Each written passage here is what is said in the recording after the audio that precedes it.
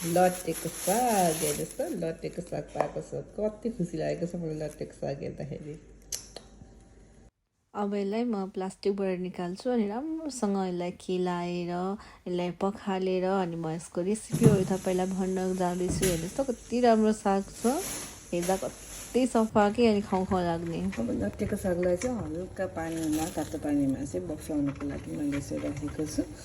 अहिले चाहिँ यति धेरै भएछ, अहिले चाहिँ सुकेर कति थोरै पो हुने हो। बोइल भइसकेको छ। अब यसलाई चाहिँ म निकालेर पानीमा तार्नेछु। 5वटा जति आलुलाई लिनुहोस्, यसलाई पखालेर चाहिँ यसलाई हल्का हाफ काटेर म यसलाई बोइल गर्नेछु। अब म यसलाई चाहिँ 1 सिटी जति लगाउँछु। मसिनोको आलु पनि रेडी भयो। अब यसलाई चाहिँ 4वटा पिसमा मजाले काट्ने।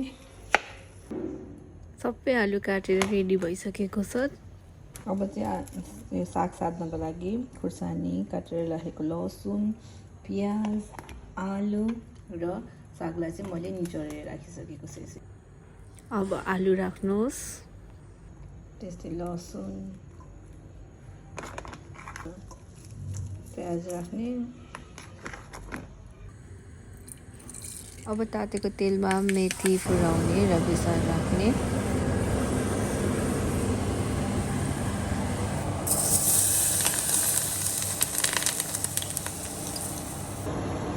स्वाद अनुसारको नुन राख्ने अनि यसलाई मजाले नुनले यसमा कागती चाहिँ हाल्नु हुँदैन, मिठो हुँदैन।